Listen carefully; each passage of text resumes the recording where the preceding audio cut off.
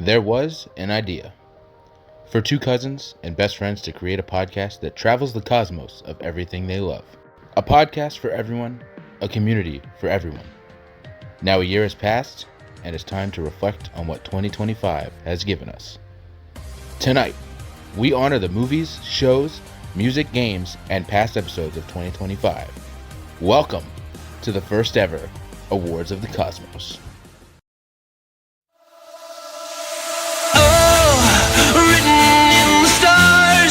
A million miles away, a message to the main. Oh, the season's coming up. Ladies and gentlemen, welcome back to the Cousins of the Cosmos, episode 49. This is our biggest show of the year. We got the whole intro in the beginning and everything. Very WrestleMania-esque because when I thought about this concept, I said this will be our WrestleMania. This will be our Bound for Glory. This will be our Super Bowl of the year, our Grammys, our Oscars. Kind of a mix of everything, really. Yeah. So this is our biggest show of the year. I'm very excited. We're dressed up. I'm a little underdressed compared to Mr. Theo here. I might be a little overdressed, but hey. I don't have a suit. I think I might have some PTSD of the ring announcing days. So I don't have a suit, so I just threw on this polo shirt real quick. Morbid, I think I may have wore this to my father's funeral, but I was about to say this looks eerily familiar. But it's all right. It's all right. It's all right. It's all good. So yeah, this is our biggest show of the year. Welcome to the Awards of the Cosmos for the first time ever. Let me know what y'all thought about that little cold open. I worked kind of hard on it. It's pretty sick. So yeah, we're gonna go through here. We got a good amount of awards to give out. If I edited this correctly and I didn't get lazy, each category it should pop up the winner with our own personal award and the name of the category and the winner. Which is a cool little thing. Shout out to Jesse who did the frame, the awards, the little intro thing in the beginning. He did all that stuff. You don't gotta flex in a war farm like that, brother. So so yeah, we've got 1, 2, 3, 4, 5, 6, 7, 8, 9, 10, 11, 12, 13 categories that are gonna get awards. There are no actual physical awards. We can't afford that. Nor do I think they wouldn't really go to anything. Right. I don't think we can get in touch with some of these people to give the awards anyways. At least not yet. Maybe in a couple years when we're bigger and stuff like that, we might actually be able to do stuff like that. But yeah, so we're going to start off with Movie of the Year for 2025. This is a big category. This is a big category. I will give Movie of the Year to... I probably shouldn't do that. That's probably good. Sorry, audio listeners. I am giving Movie of the Year for 2025 to... Fantastic Four. That's my sorry. That's my I gotta like do it like this. There you go. That's my movie of the year. I love that movie. I feel like I already know what your movie of the year is gonna be. But yeah, I thought this movie was great. I thought it was a great way to introduce the Fantastic Four to the MCU. The casting was great. That was one of the biggest, honestly, at some point, the biggest kind of question in Hollywood was who will be the Fantastic Four. I think they did a great job. I was skeptical of Pedro as Reed Richards. I think he killed it, and I think the rest of the cast killed it. So that's my movie of 2025 is going to be Fantastic Four. Yeah, they all did an incredible job. It was a great movie.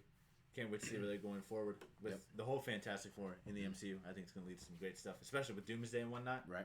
That's got to be integral right there. My movie of the year. What it could be? To the surprise of no one is going to be Superman 2025. I'm kind of dressed a little bit here like Clark Kent a little bit as a bit of an inspiration, but I mean, I saw this movie in theaters like 4 times, which I don't think I've ever seen a movie that many times in theaters before in my life. Right. So that kind of just goes to attest of how much I love this movie. I mean, the character of Superman's been one of my favorite heroes for years now, and this movie is just really a testament to everything that I do love about Superman and how much of an inspiration he is to me in just doing the best I can and being the best person that I can be on a day-to-day basis and everything like that. So. Right. It was an easy movie of the year for me. I love that movie so much. I'm going to be watching that movie that'll probably be forever. Your easiest movie of the year that we ever do. Yeah, I think so, probably. Oh, man. Yeah, great movie. Yeah. I knew from a mile away that would be there, but it's with good reason. Yes. It's not a shitty movie. It's good. Our next category is going to be Game of the Year. This one, for me, might be a hot take because there's been, big games that have released, but I'm not going to lie. I am a gamer, but I don't play a ton of games, nor can I really afford to play a ton of games. They're pretty expensive, so... My game of the year is going to Fortnite. I think Fortnite killed it. Obviously, huge part of Fortnite this past year was the Mighty Morphin Power Rangers coming in. Yeah. So that got me. I thought the event they just did that we watched with, Huntrix and the Power Rangers and Homer Simpson, the whole Simpsons collab was great. Fortnite always does good stuff. They added gorillas. Right, they added gorillas. I thought Fortnite was pretty good this year. Mm-hmm. They always do good stuff, but I feel like this year was really, really good. So some people may hate me that I'm giving Game of the Year to fucking Fortnite, but that's one of my favorite games. I think this year they did a really, really good job. Okay. My Game of the Year is going to be Dispatch. Have you been catching up on this game? I haven't played it, but I do know what it is. I want to play it. It would be fun. I haven't been too much of a big gamer this year because I've just been working so much and I've been doing a lot of like fun little stuff on the outside and stuff like that. Right. Me as a gamer, it's kind of on a bit of a decline, but I did see a lot of this stuff, so I did decide to pick it up, which I think was very much so worth it because I love these kind of telltale games like this. I love superhero stuff, and it just meshes the best of those both worlds together with an incredible story. So it really wasn't even close to me because I haven't played too much. I haven't picked much of anything up this year, but I did pick up that, and I do definitely recommend it. I need to get into that. I've heard a lot of great stuff. It seems very fun. good. Yeah, So. I hope they do a season 2. They did an incredible job. Okay. Yep. All right. Next category is going to be Show of the Year. I'm not gonna lie, I did not watch too many TV shows currently. The most I probably watched was maybe like 3 or 4. I feel like you and I may have the same award for Show of the Year. So I'm giving Show of the Year for 2025 to Season 2 of Andor. Okay. How can you not? That was peak, man. So good. The Gorman Massacre over those 2 episodes. Some of the greatest episodes of TV I've ever seen in my life. So, yeah. Andor Season 2 is getting the TV show award for me.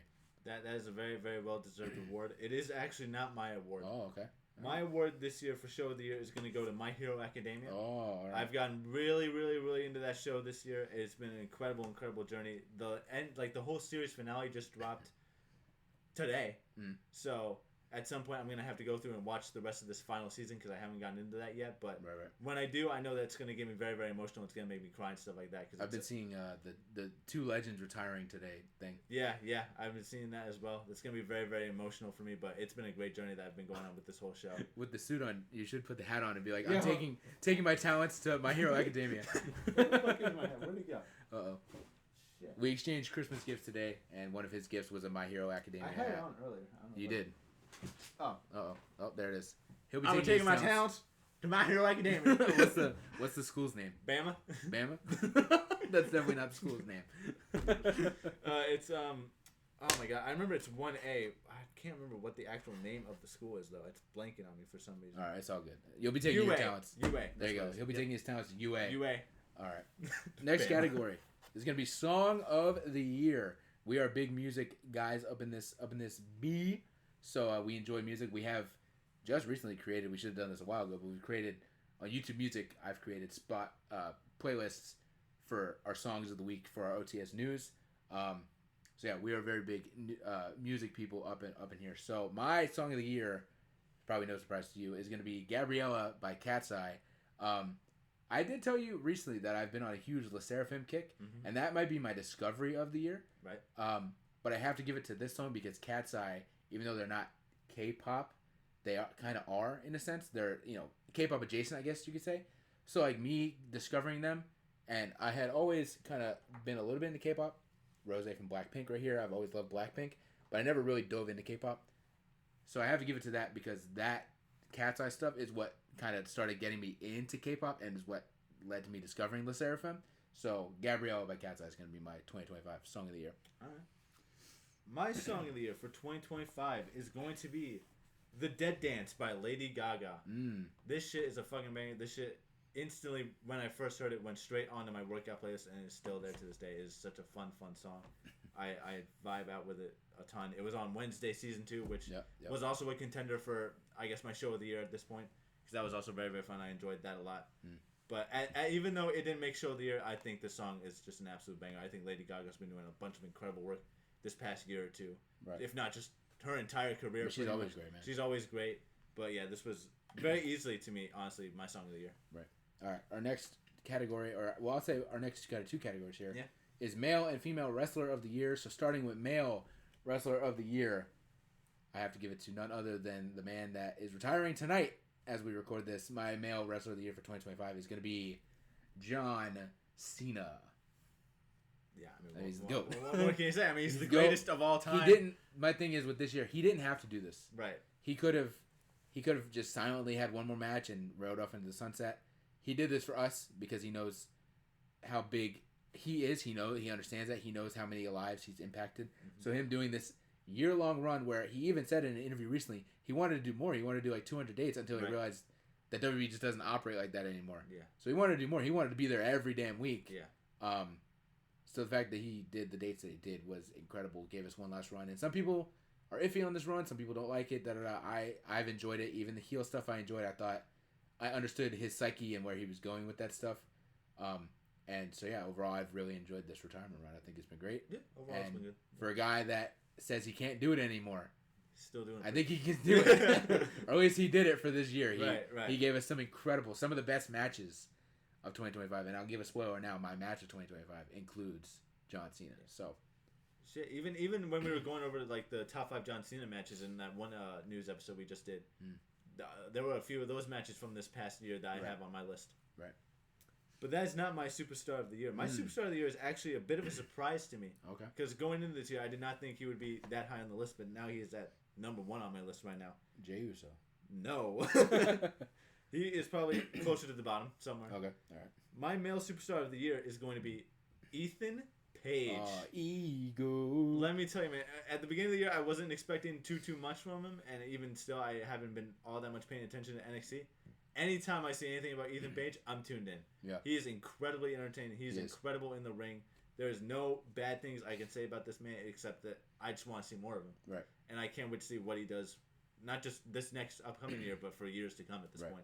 Yeah, he's always been great. I've been kind of adjacently worked with him in Evolve for years when he was in Evolve and stuff like that, and I've always been a big fan. But when he first came to Evolve, they were, not to go on a tangent, but they were doing like a new talent initiative thing where existing roster members brought in a new talent guy. So like, I think Rich Swann brought in like Swerve and stuff like that. So Johnny Gargano brought in Ethan Page, and they were buddy and great. And then after a couple of matches and stuff like that, he turns on Johnny Gargano. I thought it was great booking by Gabe Sapolsky there. Great booking. He turns on Johnny Gargano and says, "I just used you to get this spot. I don't want to be your friend. He's an incredible heel, man. I just wanted to get the spot, and I'm going to be Evolve champion." And I think he did win the Evolve title at some point. Right. But him and Gargano had like a 6-month-long feud that ended in like a huge, crazy street fight, and it was really incredible stuff. So from then, and that was like 2015. From then, I've been a huge Ethan Page fan. I think he's great. Yeah, this man is dope. I'm enjoying a lot of voice. Right. All right. Female wrestler of the year for me is going to go to Stephanie Vaquer. I think she's had definitely probably the best year out of any women's wrestler, really. Yeah. Maybe rivaled with Mercedes Moné.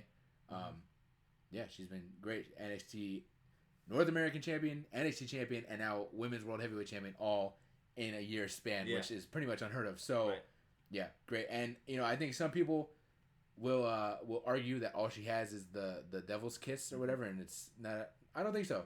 She's had some great matches, including her original match with Mercedes Moné in AEW, which wasn't this year, I don't believe, but in general, she's had incredible matches, and I think it's just up and up. The rocket's been strapped to her. She's been pushed to the moon. So I think it's just up and up and up for her. So yeah, that's my female wrestler. She's been doing a lot of incredible stuff. That's a great choice. My women's superstar of the year is going to be Naomi.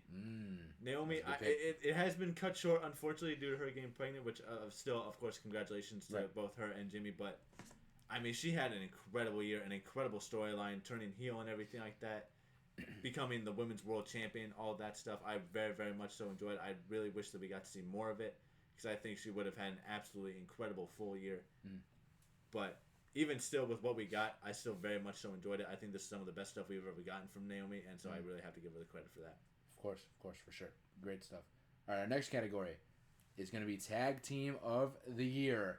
Who was the best tag team, in our opinion, of 2025? And I think we may have similar ones. You would think I would put Motor City, but as much as I love them, they didn't do too much this year. Right. So my Tag Team of the Year is going to be Nathan Frazier and Axiom. Yeah, it's Fraxium. It's Fraxium. They did incredible stuff with the short amount of time they were in NXT this year before getting called up, and then anything they've done since being called up has been great. Again, they don't have a ton of TV time. We talked about this in an episode to come later this month, how the tag team divisions are kind of, actually our next episode, how tag divisions are kind of shitty right now. Right.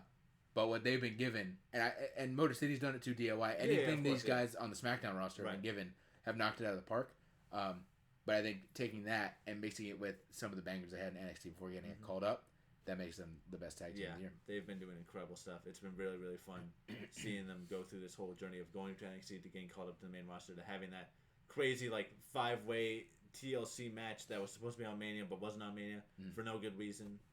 But they've had an incredible year. I can't wait to see more of what they're going to be doing. Yeah. There's not only are they one of my favorite tag teams right now, they're just one of my favorite tag teams of all time. I think they're just incredible. Right. They have such a great chemistry with each other. Right. It's awesome. Hell yeah. All right, next up is going to be Wrestling Show of the Year.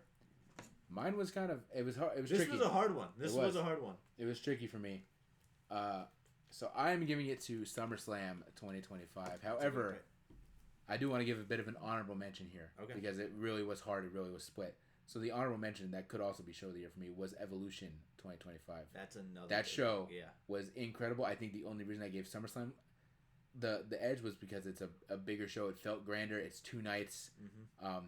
But I mean, SummerSlam, you had that TLC match or whatever it was with the SmackDown tag division. Yep. Punk and Gunther was great. Yep.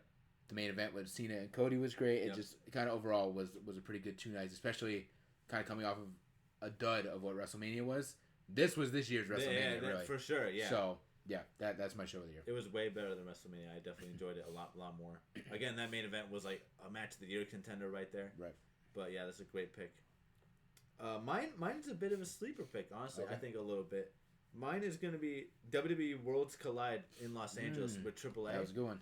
I'm giving it to them because not only was every single match a banger, every single match was really, really good, but it kind of exposed me to a whole new like world and a whole new brand of like wrestling and stuff like that, and a whole like all these like new luchadors and stuff like that I've never heard of. Mr. Iguana, who blew up this year, just everything about it. I think it's great when you can give me a lot of good stuff, but when it's a lot of good stuff that I've never even really kind of have experience with before, that's even more special to me. So I think that's why Worlds Collide gets it this year. That was a great show. We watched that together. We were having a good time with that. And I would definitely say I never really watched AAA. But now that it's kind of under WB and it's easier to watch because they normally stream on YouTube for free. Right. It's normally late. It normally doesn't start till 11 o'clock. But sometimes I'm kind of a night owl anyways. So I don't watch every single show. But if I'm chilling and I see an Instagram post that this is starting in 20 minutes, I'll put it on. Yeah. I'll watch it while I'm playing some video games before I go to bed and stuff like that. So I've been watching AAA a lot more. Especially I think it's also more appealing because now they're kind of using WB talent, whether it's from the main roster or NXT. Like Javon Evans and Lola Vice have been kind of mainstays in AAA for a little bit. They've been doing some stuff. And now Ethan Page and Chelsea Green have the mixed tag titles. So very enjoyable stuff. So Worlds Collide for sure. And that opened, like I said, it opened kind of a door for me to kind of get into AAA a little bit and watch that stuff. It's funny too because Undertaker's the booker. I don't know if you know that. I didn't know that. Undertaker is the booker. That's awesome. That's funny. So when you watch it, think, okay, Undertaker's the one with the pencil that was writing all this down. Dude, that's great. That's very interesting. All right, match of the year 2025. I did spoil it a little bit. I did say it included John Cena. So my match of the year goes to John Cena versus AJ Styles from Crown Jewel, I believe, this year. Yes, Crown Jewel this year, just a couple months ago. Yeah, incredible match. Two of my favorite wrestler and basically my childhood hero. Two of my childhood heroes really going at it one last time. AJ coming out with the damn X Division trunks blew me away. I was marking out. I've never marked out about seeing a man in his underwear before, but that was the first time that's happened. That's not true. The little tribute that John Cena unannouncingly did for AJ in the intro kind of brought me to tears a little bit because I love both these guys so much, and just a banger, man. It was a really good match. They were hitting each other with everything and kicking out at 2.99999, bro. Like they were not putting each other away. So that right there is my match of the year. That's a great match. My match of the year, I have a few honorable mentions. I don't know if I can go off of these real quick here. Let's see. Penta versus Gable at the Netflix Raw debut. That was a great match. Io, Rhea, and Bianca at WrestleMania 41. That was a great match. And then my last one here is Cody versus Kevin Owens at Royal Rumble. But I can also probably add Cody and John at SummerSlam too because that was also a really good match. But my match of the year is going to be Sami versus Kevin Owens at Elimination Chamber. Ooh, all right. That shit was beautiful. Yep. If you guys have been watching for a little while, you know that I'm not the biggest fan of Sami Zayn. So it's still crazy that this man is making it into like the match of the year for me here. But I mean, like, Sami Zayn and Kevin Owens are like just soulmates in that ring, man. They are just every single time they are just doing incredible stuff. Right. This match was incredible. They were doing a bunch of extreme stuff and whatnot, and I love that kind of shit. So it was just like everything was just meshing together perfectly for that match. Right. All right. Our next category is going to be Pickup of the Year. I kind of, coming into this and making these categories, I wanted to include our kind of cultures, I guess, of what we do. So I obviously have, content kind of channel called Bridger's Bounty where I talk about all the things I collect and every time I get a pickup. So I wanted to include that in a way. So I figured, you're not involved, you still kind of collect things from time to time and whatnot. So I wanted to include that. What was the one thing this year? Again, I've gotten a good amount of stuff. What was the one thing this year that stood out to us? So my pickup of 2025 is going to be that signed Samoa Joe figure that y'all can't see, but you can go see it if you go look at the Bridger's Bounty account. It's a Toy Biz TNA signed Samoa Joe figure that my friend Rodney sold to me for pretty cheap, and it's from, obviously it's TNA, but he signed this at his ROH farewell before he went to WWE in 2015, so that makes it even sweeter, and the fact that now I get to display it next to the signed AJ Styles figure also makes it sweeter. So that is my pickup of the year. Yeah, that's dope. I think I brought my pickup of the year with me here. My pickup of the year is gonna be the Bears hat. So there was a week there where I went up to Chicago for the first time on like my first ever like solo vacation and whatnot, which was a very, very fun time. And while I was up there, I was hanging out with a friend. We went to Soldier Field. You're taking your talents to Chicago. I'm taking my talents to Chicago, the Bears, and I got myself this Bears hat at the stadium where they play, which was very, very fun. They've been having a great season. I really, really hope by the time this episode's out, they either will be or won't be in the playoffs, but I hope they're in the playoffs Love to see. That'd be awesome. But I've been a very big Chicago Bears fan for years, and this season's been incredible. Hell yeah. So I'm very excited to see where they go, but this is my pickup of the year. Nice. All right, so our next category is going to be Nostalgia Trip of the Year, similar to the Bridger's Bounty idea back to 2000. That, honestly, is our best thing, because that, on TikTok, it's got like 3,000 followers, and for some reason, some of the Macy's parade stuff blew up, and so it's been doing great. So that is our kind of bread and butter right now, so keep going for that. So yeah, that's just something that I do. Sometimes Theo will jump on for a podcast or something like that, just going back to the 2000s and stuff like that. So again, I wanted to include that in here. So we're going to talk about our Nostalgia Trip of the Year. What was one thing that kind of popped up in your mind, or something that happened or saw or bought or anything like that made you think about the good times when you were a kid. So my Nostalgia Trip of the Year was a really big one. The return of the snack wrap. That's my Nostalgia Trip of the Year. Snack wraps were like my go-to McDonald's order when I was a little kid in the 2000s and 2010s. I've been like one of the biggest supporters of the bring the snack wrap back.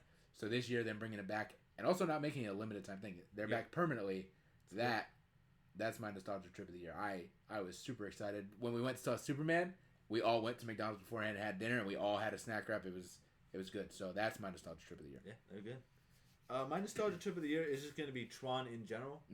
Tron Ares came out earlier this year. It was very mixed, but as a fan, I still do very much so enjoy it. But before that movie came out, I was like, I want to get back into Tron, because I remember getting into Tron when I was a kid and stuff like that, but I haven't been into it in like 10, 15 years or so. And so I went back and I watched the original movie for the first time. I rewatched Legacy. I watched the show they had on Disney XD and stuff like that. So I was just getting really into Tron with that kind of stuff. It's been so fun, like really getting back into that whole franchise, because it's such a fun franchise overall. But yeah, that's my nostalgia of the year. Hell yeah. All right. We have our last two categories here. This is going by faster than I thought it would, but our last two categories are going to be very personal to this exact podcast. This is going to be centered around the Cousins of the Cosmos. So our next one is going to be the Cousins of the Cosmos moments of the year.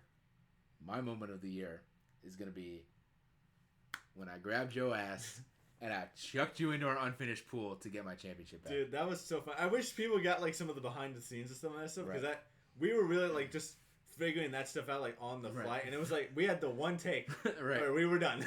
Only one take, because he was going to be soaking wet. So we had to make sure we did it right, and we did it great. And honestly, I wish more people saw it. It didn't really do anything. There's like maybe 2 likes on it, and one of them's probably me. Yeah. So I'm like, I wish people would have really saw it, because that was a really fun, fun moment. It was so fun. And I always have it saved on my phone. The one clip of you just go right before you hit the water. So that's clearly my Cousins of the Cosmos moment of the year. I really hope we do more creative stuff like that, because that was very, very fun. Yep. I don't know. You're looking kind of snazzy in that suit. Maybe I'll have to throw you in the pool again. No.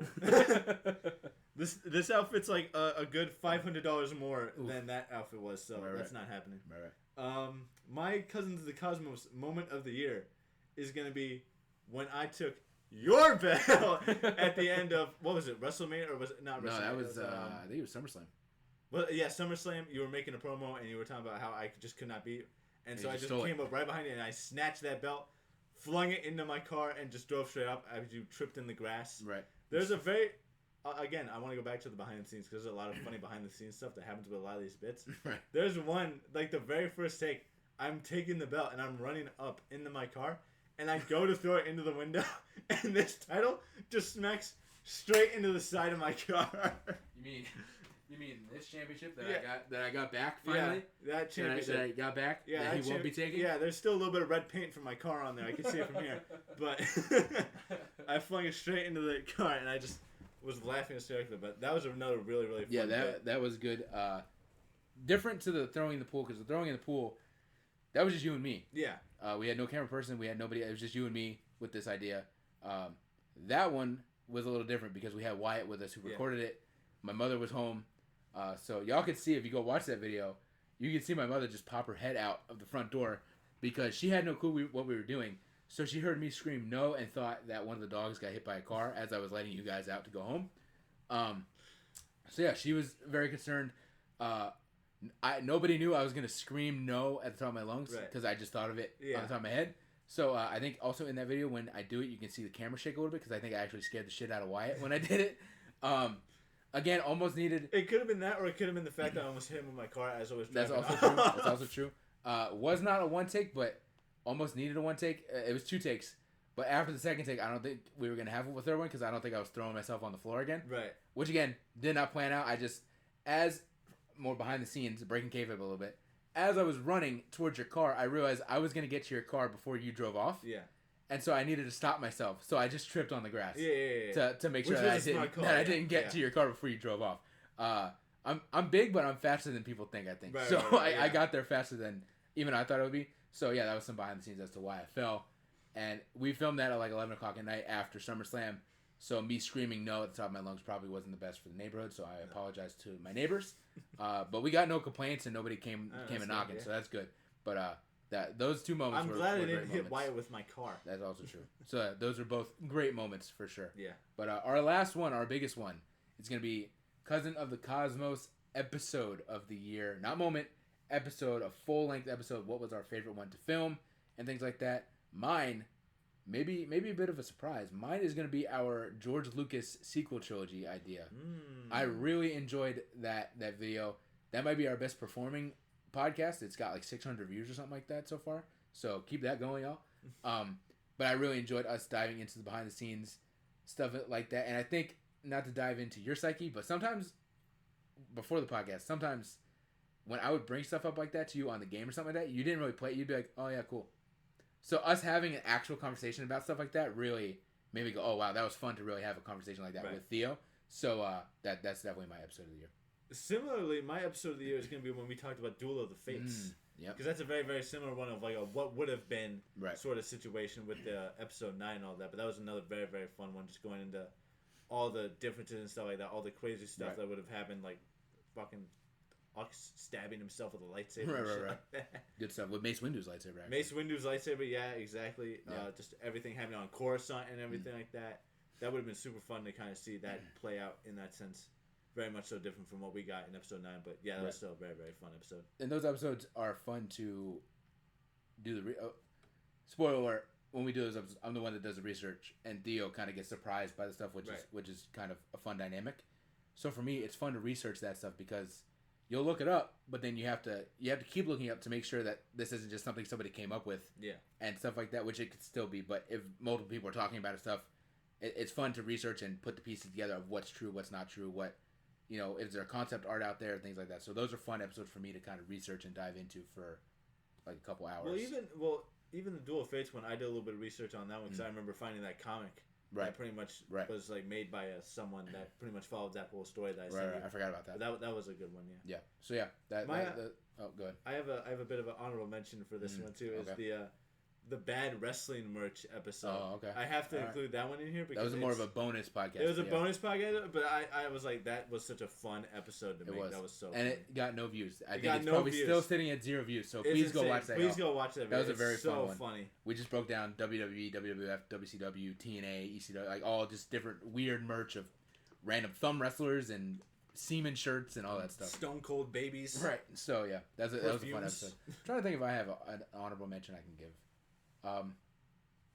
Honestly, might sound cliche, but maybe our first episode. That was fun. It was even though we weren't in front of an audience, I was a little nervous because we're venturing in and we're kind of opening up more than we normally do to not each other, because we're very open with each other, but like people and stuff. We're inviting people into our lives and how our minds work and stuff like that. So our first episode was very fun, even though I don't think we have the video version. I think it's just the audio, but it was very fun to kind of start this venture, and a year later now we're doing a whole award show and stuff like that. So it's been very fun, and I think we are slowly growing. You know, it's taking some time, but I'm enjoying the grind and the growing and stuff like that. So it's been very fun. I will say what my least favorite is that it's not technically a Cousins of the Cosmos. It's OTS News. Is us doing Disney versus Universal, because that opened me up to a world of cyberbullying from a bunch of people on TikTok. So that one was not too fun to. It was fun to film, but looking back, I'm like, maybe we should maybe we should have did something else, because it just got a bunch of people kind of fat shaming me on TikTok with the clips. So yeah, but other than that, the first episode was very fun to film. And yeah, we've had some very fun episodes in general. Really, just doing either it's a review or that Star Wars 5v5. That was a very fun one. That was also very fun. Because we really went creative with that sort of stuff, right? Like, because we're both very creative people. And we have same with our Survivor Series one. I really enjoyed too. Us booking out a 5-on-5 Survivor Series match. Yeah, we've had a lot of fun episodes, and we're gonna continue those games going into the new year and stuff like that into 2026. Which, if you're watching this, is this year. Yeah. So yeah, I appreciate you, my boy, for coming on this venture with me. Hopefully, we have. I'm done. 10 more years of doing this podcast and growing and being able to do more stuff and having more opportunities to do some fun stuff and whatnot. I hope that would be really, really cool. So yeah, any other thoughts you want to bestow upon the Cosmosians? Shout out to WNRN. They've been really making this possible throughout the whole year. Yep, they gave us kind of a platform to really kind of start ourselves and launch ourselves. Jesse, who's one of the founders, has been really our rock. We'll give a OTS kind of he'll be our showcase. Our showcase for this year. We'll give the award for biggest supporter. Or biggest kind of member to Jesse, because he's the one best that does Cosmonian. Right. He's the one that does all of our graphics. So this frame you're seeing, the awards you saw, any merch that we have. I know there's a Theo t-shirt and a Kyle Bridge. Any merch, any graphic stuff you see come from us is from Jesse. So shout out to Jesse for sure. He really is the start of it all. He came to me in like November, December of not last year, but of like 2024 with this idea. And originally it was just gonna be me doing it, and I was like, why don't I get you involved? And you were like, hell yeah. I was nervous to ask you because I'm like, he ain't gonna want to do this. And then you were like, hell yeah, that sounds fun. So I'm glad you did that. And from then on, Jesse was like, cool, sounds good, let's do it. And so yeah, that was kind of the end of it. So shout out to WNRN and shout out to Jesse for really, he's the reason this podcast exists. Really, so yeah, thank you. Let us know what you thought of our awards. What are some of your big movies or TV shows or wrestling matches or wrestlers of the year? Let us favorite know episode of the year, favorite moment of the year. Yes, please let us know your Cousins of the Cosmos favorite episode and moment of the year. And yeah, with that, we'll see y'all next time.